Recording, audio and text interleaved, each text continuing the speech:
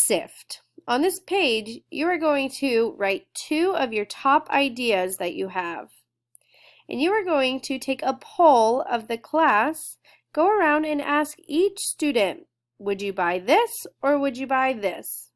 If they tell you they would buy one of them, put a tally mark next to it.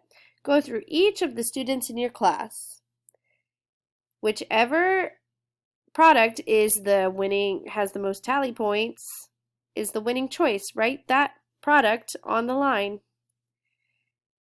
My product will be a good or service. Circle 1. Is your product a good or service?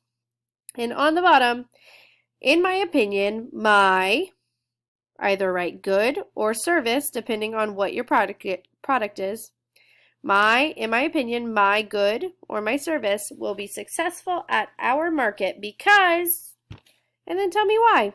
Why are you going to sell a lot of your product?